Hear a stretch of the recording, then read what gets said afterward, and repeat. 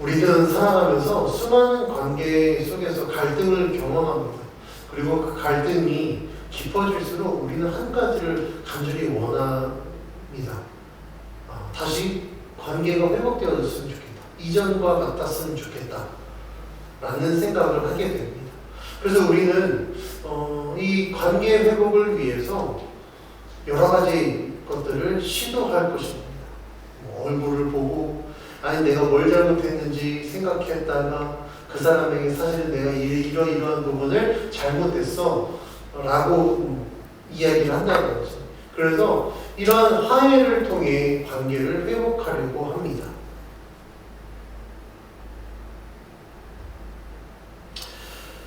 갈등이 더 커지지 않도록 하기 위해서 더 이상 더 큰 갈등을 하지 않기 위해서 어떨 때는 내가 이해가 되지 않아도 그냥 그렇게 넘기려고 하고 더 큰 문제를 만들려고 하지 않습니다.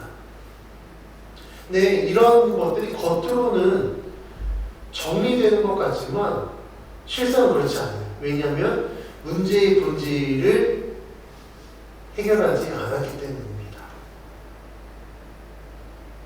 이 문제의 본질이 해결되지 않고 겉으로만 정리되는 것은요, 시간이 지날수록 이상한 일이 벌어집니다. 왜냐하면 분명히 화해할 것 같은데 관계가 회복되지 않는 거예요.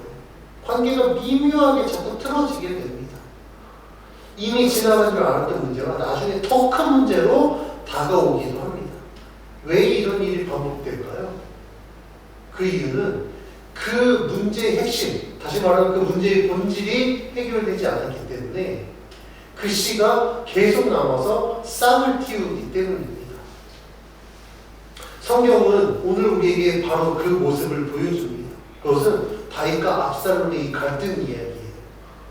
겉으로 보면 아버지와 아들이 다시 만났습니다. 요압이 드보아 여인을 시켜서 다윗을 설득해서 다윗이 압살롬을 다시 예루살렘으로 데리고 왔죠.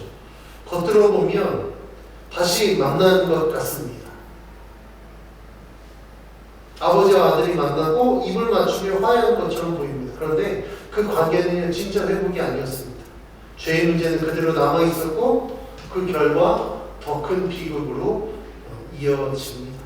오늘 본문은 그래서 우리들에게 중요한 질문을 던집니다. 과연 우리는 진짜 회복을 추구하고 있는가? 아니면 단지 이 문제를 그냥 덮어두기만 하는가? 이 질문 앞에서 오늘 이 본문 말씀을 통해 우리 세 가지를 살펴보려고 합니다. 첫 번째, 본질을 외면한 해결이 어떤 결과를 가져오는가?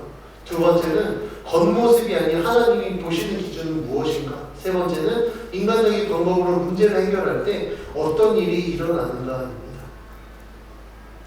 지난주 본문에서 요압이 계획한 대로 드보아 여인의 말을 들은 다윗이 결국 요압이 원하는 대로 압살롬을 데리고 옵니다. 요압은 자신이 계획한 대로 다윗이 허락하자 다윗에게 이렇게 고백합니다. 오늘 22절 말씀 같이 봉독합니다. 시작. 요압이 땅에 엎드려 절하고 왕을 위하여 복을 빌고 요압이 이르되 내 주 왕이여 종이 구함을 왕이 허락하시니 종이 왕 앞에서 은혜 입은 줄을 오늘 아나이다 하고 요압이 다윗 앞에 땅에 엎드려 절하고 다윗을 위하여 복을 빕니다. 자신이 구함을 허락한 다윗 왕 앞에서 자신의 은혜를 입었다라고 고백합니다. 근데 이런 요압의 모습 보면 왕에게 진짜 충성한 충신이구나 라는 생각을 하게 됩니다. 그런데요, 요압의 이런 행동은요, 철저히 계산된 정치적 행동임을 알 수 있습니다. 왜냐하면 그의 이야기에서 그의 계획을 엿볼 수 있기 때문이에요. 그는요, 다윗을 높이면서 다윗의 결정이 얼마나 위대한 것인지를 각인시켜서 다윗의 자존감을 높여줍니다. 왕의 자존감을 높여준다는 것, 이 정치적으로 굉장히 유리한 제스처인 거예요. 다윗의 결정의 시작은 자신이 계획한 일이었지만 자신의 공로를 드러내지 않고 왕의 이 공로로 이게 쭉 높이면서 자신은 낮아지고 왕을 높이는 이런 정치적인 스탠스를 취하는 겁니다. 그러면서 요압은 자연스럽게 이 모든 결정은 왕이 했기 때문에 그 결정에 대한 책임은 나에게 있는 것이 아니라 왕에게 있다는 걸 은연중에 나타내는 겁니다. 요압은 다윗에게 자신이 왕 앞에서 은혜 입은 줄 알겠다라고 고백합니다. 근데 여기서 우리가 생각해야 될 건 요압이 말하는 은혜는 여호와 하나님의 은혜가 아니라 왕인 다윗의 은혜였습니다. 그러면 왜 요압은 하나님의 은혜라고 고백하지 않고 왕의 은혜라고 고백했을까요? 우리가 지난주 본문에서 살펴봤지만 모든 이 과정 가운데 하나님이 없었기 때문이에요. 하나님이 말씀하시지 않았고 하나님이 허락하지 않으셨습니다. 하나님 없는 결정이었기 때문에 요압은 이걸 하나님의 은혜라고 고백할 수 없었던 거예요. 그리고 성경은 그렇게 기록할 수도 없었던 겁니다. 그래서 요압은 왕의 은혜라고 고백합니다. 요압이 압살롬을 다시 돌아오게 하는 것은 압살롬이 자신의 죄를 깨닫고 회개하여서 왕자로서의 역할을 하게 하는데 목적을 두지 않습니다. 압살롬에게 마음을 든 다윗이 이스라엘을 통치하는 데 집중하지 못하니까 이 정치적 불안정성을 해소하기 위한 선택이었지, 정말 하나님 앞에 회개하고 왕자로서 정말 제대로 역할을 감당하기 위한 목적은 아니었다는 거예요. 그래서 요압의 솔루션은요, 죄에 대해서 언급하지 않습니다. 압살롬의 죄가 얼마나 큰지, 그가 회개해야 된다는 그 회개의 필요성에 대해서는 일절 언급하지 않습니다. 죄의 본질은 덮어둔 채 아버지의 정예만 호소하게 하여 왕국의 영적 질서는 제쳐두고, 무너뜨려도 상관없습니다. 제쳐두고 오로지 정치적인 안정만 추구했던 겁니다. 이후에 우리가 살펴보겠지만 압살롬의 귀환이 절대 정치적 안정을 꾀하지 못했습니다. 왜냐하면 압살롬이 반역했거든요. 그러니까 다윗이 아들의 반역으로 인해서 도망가게 되고 이스라엘의 정세는 오히려 더 불안정하게 됩니다. 즉 요압은요, 문제를 해결하는 것이 아니라 죄를 덮어두면서 나중에 더 큰 문제를 가져오게 된 것입니다. 이런 상황을 통해 알 수 있는 것은 본질을 외면한 현상적 문제 해결은요, 해결이 아니라 더 큰 문제를 가져올 수 있다는 겁니다. 요압은 당장의 불안정한 상황을 해결하기 위해서 압살롬을 데려오게 했지만 압살롬은 반역을 일으켰어요. 지금부터 더 불안정한 정치적 혼란을 가져왔습니다. 만약에 요압이 하나님의 사람으로서 다윗을 조력했다면 가장 먼저 압살롬의 죄의 문제를 건드렸을 겁니다. 압살롬이 자신의 죄를 인정하고 깨닫고 회개할 수 있도록 도울 것이고, 압살롬의 회개가 이루어졌을 때 다윗에게 압살롬이 회개했으니 이제 왕자를 받아들이셔야 됩니다라고 조언을 했었어야 맞아요. 그런데 요압의 솔루션에는 하나님이 계시지 않았기 때문에 죄에 대한 회개 없었습니다. 죄는 덮어두고 현상적인 것만 신경 쓴 겁니다. 그래서 성경은 하나님의 공의가 빠진 해결은 근본적 해결이 아니라 지연된 폭발이라는 사실을 강조하고 있습니다. 이러한 반쪽도 안 될 것 같아요. 반쪽짜리 해결은요, 갈등을 야기합니다. 왜냐하면 다윗이 명령한 압살롬이 돌아왔는데 다윗은 그를 보지 않습니다. 그래서 압살롬은 예루살렘에 돌아와도 다윗을 만나지 못한 채 지냅니다. 그런데 오늘 본문에 특징이 있어요. 쭉 이야기하다 갑자기 압살롬의 외모에 대해서 아주 자세하게 표현하고 있거든요. 우리 25절 26절 같이 읽어볼게요. 시작. 온 이스라엘 가운데에서 압살롬 같이 아름다움으로 크게 칭찬받는 자가 없었으니 그는 발바닥부터 정수리까지 흠이 없습니다. 그의 머리털이 무거움으로 연말마다 깎았으며 그의 머리털을 깎을 때에 그것을 달아본즉 그의 머리털이 왕의 저울로 200세겔이었다. 성경은 온 이스라엘 가운데에서 압살롬 같이 아름다움으로 크게 칭찬받는 자가 없었다라고 얘기해요. 다시 말하면 아름다움으로는 압살롬이 단연 최고였다라고 이야기하고 있습니다. 그래서 압살롬은 발바닥부터 이 정수리까지 흠이 없었어요. 얼마나 아름다웠어요. 그런데 왜 성경은 그럼 갑자기 압살롬의 이 외모에 대해서 기록하고 있을까? 이유가 있습니다. 압살롬은 외형적으로는 아름다운 자였을지 모르겠지만 내면적으로 하나님 보시기에 합당한 자가 아니었다는 걸 강조하기 위함이에요.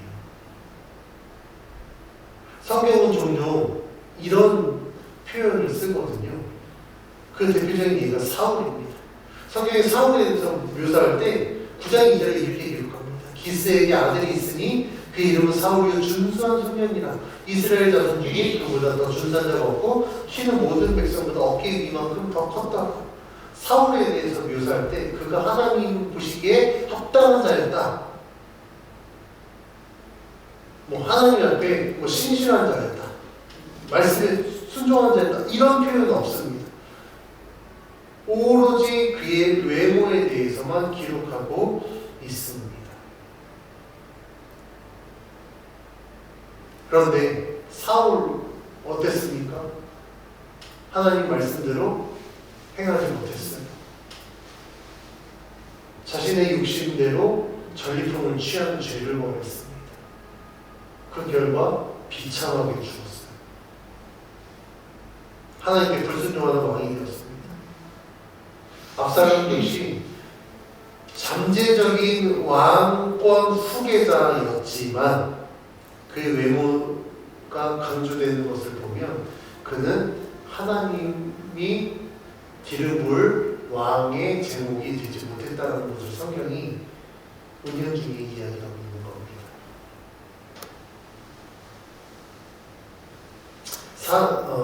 외모는요 절대 하나님 뜻에 부합할 수 없습니다. 왜냐하면 하나님이 분명히 말씀하거든요.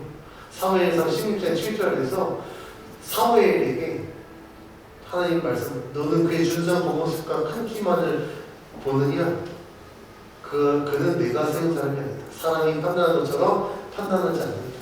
사람은 겉모습만 판단하지만 나는 중심을 본다라고 주님이 말씀하셨고,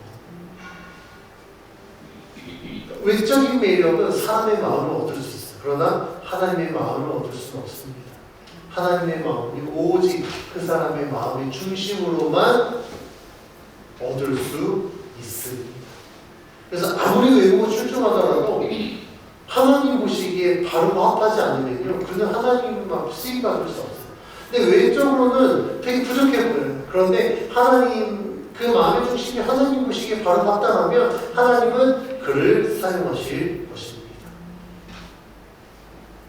그래서 성경은요, 사람의 외모보다 하나님을 향한 믿음, 그 사람의 내면을 더 강조합니다. 압살롬의 외모에 대해서 또 다른 특징이 있는데 26절에 이렇게 기록합니다. 그의 머리털이 무거움으로 연말마다 깎았으며 그의 머리털을 깎을 때 그것을 달아보즉 머리털이 왕의 저울로 200세겔이었다. 다시 말하면 연말마다 깎은 머리의 무게가 약 2.28kg예요. 얼마나 머리털이 많았겠습니까?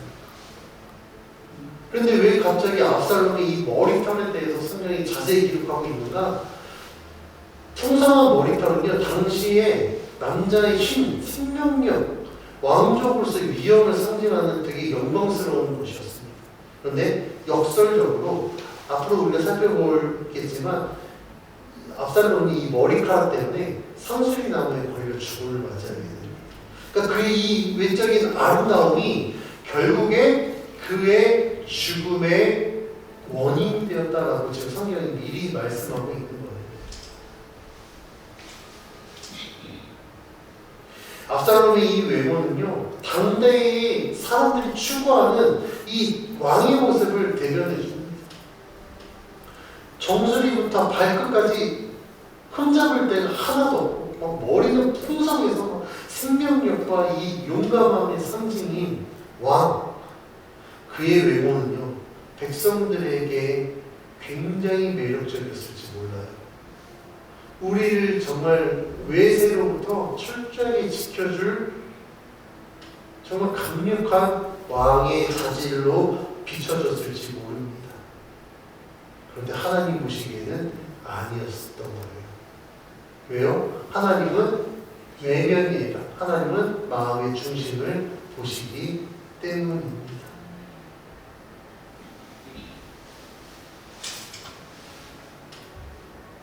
그래서 성경은 우리 눈에 보이는 아름다움과 카리스마는 절대 하나님 뜻에 부합할 수 없다는 것을 말씀하고 있습니다.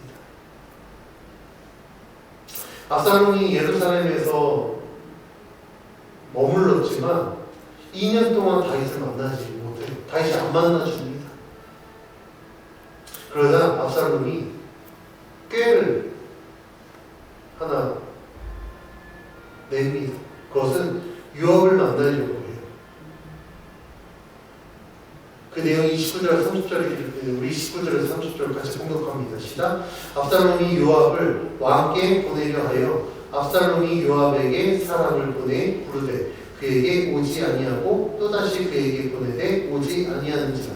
압살롬이 자기의 종들에게 이르되 보라 요압의 밭이 내 밭 근처에 있고 거기 보리가 있으니 가서 불을 지르라 하니라.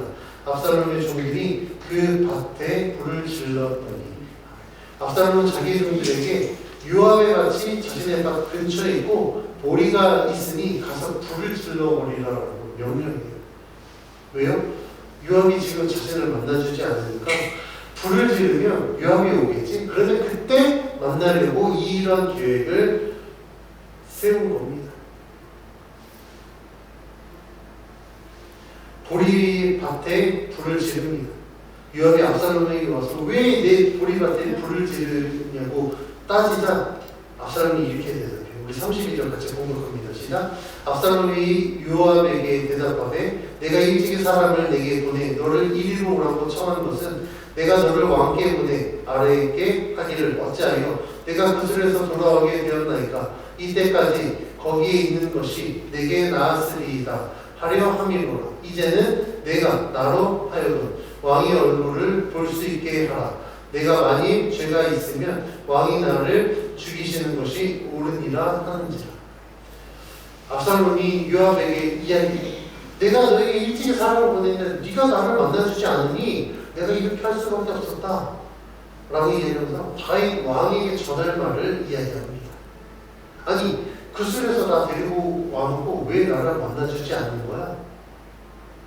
만약에 나에게 죄가 있어서 나를 안 만나준다면 차라리 왕한테 가서 나를 죽이라고 이야기를 해라. 압살롬이 배수의 진을 친 거예요. 그 얘기를 듣고 요압이 다윗에게 그대로 전달합니다. 그 얘기를 듣고 다윗이 압살롬을 불러요. 그를 만납니다. 그 내용이 33절에 기록되는 우리 33절 같이 동독해 봅니다. 시작. 요압이 왕께 나아가서 그에게 아뢰매 왕이 압살롬을 부르니 그가 왕께 나아가 그 앞에서 얼굴을 땅에 대어 그에게 절하매 왕이 압살롬과 입을 맞춥니다. 다윗이 압살롬을 불러내고 압살롬 왕께 나아가 얼굴을 땅에 바짝 엎드립니다. 이때 다윗이 압살롬과 입을 맞춥니다. 고대 근동에서 입맞춤, 이 입맞춤에 해당하는 히브리어 나샤크는요 완전한 화해와 신분 회복의 공식적 표시입니다. 그러니까 다윗이 압살롬에게 입을 맞췄다는 건 그를 다시 왕자로서 회복하고 복권했다는 것을 의미해요. 그러니까 외형적으로 보면 완전한 화해로 보여집니다. 그런데 이건 완전한 화해가 될 수 없어요. 왜요? 제가 서론에 말씀드린 것처럼 본질이 해결되지 않기 때문에 이 문제의 본질은 무엇입니까? 압살롬이 복수심에 의해 암논을 죽인 거거든요. 그로 인해서 구슬로 도망했고, 다윗은 요압의 요청에 의해서 압살롬을 다시 불렀습니다. 그런데 이 이야기가 쭉 저번 주부터 전개되어질 가는 과정 가운데 두 가지가 빠져 있습니다. 첫 번째는 하나님이 등장하지 않고요. 두 번째는 죄의 문제 해결이 빠져 있습니다. 우리가 오늘 살펴본 이 부분 어디에도 압살롬의 회개, 그 회개에 의한 다윗의 용서, 이런 것들이 전혀 등장하지 않아요. 그런데 다윗이 압살롬에게 입을 맞췄다? 이건 진정한 화해와 관계 회복이 될 수 없다는 겁니다. 이걸 통해서 우리가 알 수 있는 건 다윗이 압살롬을 다시 데리고 온 것, 이것은 진정한 용서가 아니었다는 것을 성경이 말씀해 주고 있습니다. 그렇기 때문에 다시 압살롬을 만났지만 압살롬과 다윗의 관계는요 회복되지 못합니다. 그러니까 불안정한 이 갈등 구조가 계속되어지는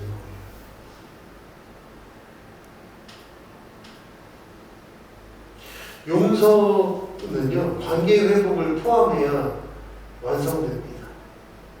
그런데 형식적 화해는요 본질이 해결되지 않으니 오히려 더 큰 상처와 더 큰 반발을 일으키게 됩니다. 이런 불완전한 화해 때문일지 몰라도 압살롬은요 이후에 반역을 합니다. 그로 인해 다윗은 그 자리를 도망갈 수밖에 없게 됩니다. 그래서 우리가 이 성경을 통해서 우리가 기억해야 될 것은 우리들의 삶에 있어서 모든 문제의 원인은 죄라는 겁니다. 그래서 그 문제가 해결되기 위해서 가장 선행되어져야 될 건 바로 우리 죄에 대한 회개가 선행되어져야 돼요. 회개 없이는 용서가 있을 수 없습니다. 용서 없는 관계 회복은 불가능합니다. 우리 그것을 기억해야 돼요.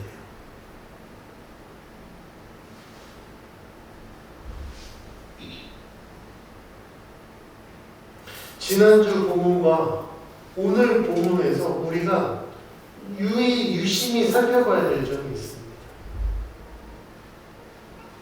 그것은 무엇입니까? 뭐가 빠졌다고요? 누가 등장하지 않는다고요? 하나님이 등장하지 않아요.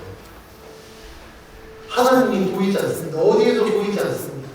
압살롬이 돌아오는 과정, 요압이 계획을 세우는 것, 다윗이 압살롬을 다시 맞이하는 것, 용납하는 이 모든 과정 가운데 하나님이 보이지 않습니다. 인간의 어떤 정치적 계산, 계획으로 인하여 압살롬이 그술에서 다시 왔지만 하나님이 보이지 않기 때문에 죄에 대한 회개가 없습니다. 그 회개로 인한 용서가 없어요.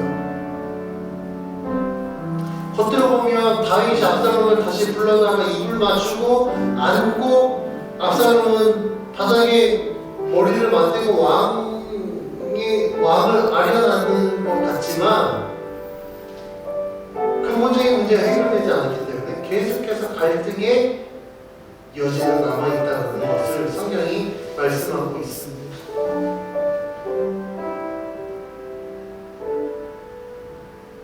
그래서 성경은 우리들에게 이야기하고 있어요. 문제 해결의 가장 핵심은 죄에 대한 해결입니다. 회개하지 않은 상태에서는 아무리 관계를 회복하려고 해도 관계가 회복될 수 없습니다. 겉으로는 회복되는 것 같지만 본질이 해결되지 않기 때문에 온전한 관계 회복은 이루어질 수 없습니다. 그래서 다윗이 압살롬에게 입을 맞췄지만 진정한 용서의 결과가 아니었기 때문에 그 죄는 나중에 더 큰 반역으로 다가오게 됩니다. 그래서 오늘 본문 말씀이 우리에게 주는 기록은 분명합니다. 죄의 문제를 외면한 채 관계를 회복하는 것 불가능하다라는 겁니다. 하나님의 공의를 건너뛴 평화는요 있을 수 없습니다. 하나님은 거부스게 아니라 그 사람의 마음의 중심을 보십니다. 그 마음 가운데 죄가 자리 잡았다면 그 죄를 회개해야만 하나님은 온전한 관계의 회복을 이루어 가실 겁니다. 그러한 관계 회복을 통해서 우리는 우리들의 삶 속에 하나님의 공의와 하나님의 은혜가 나타난다는 것을 보여줄 수 있습니다. 그래서 우리는 반드시 기억해야 됩니다.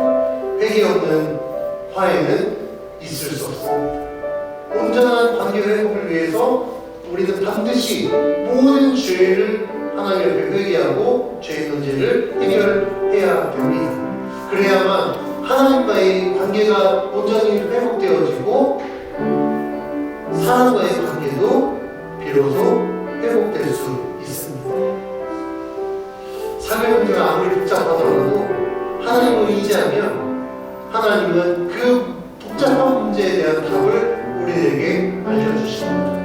그 답을 얻는 데 있어서 가장 선행되어져야 될 것 바로 우리 죄에 대한 회개라는 것을 우리가 기억하면서 오늘도 온전한 회개를 통하여 하나님과의 관계가 회복되어지고 온전한 회개를 통하여 사람과의 관계가 회복되어져서 진정한 그리스도인으로 살아가는 우리 모두가 되어져야 될 줄 믿습니다. 우리는 그 일들을 위해서 부르심을 받은 그리스도인임을 우리는 기억해야 됩니다.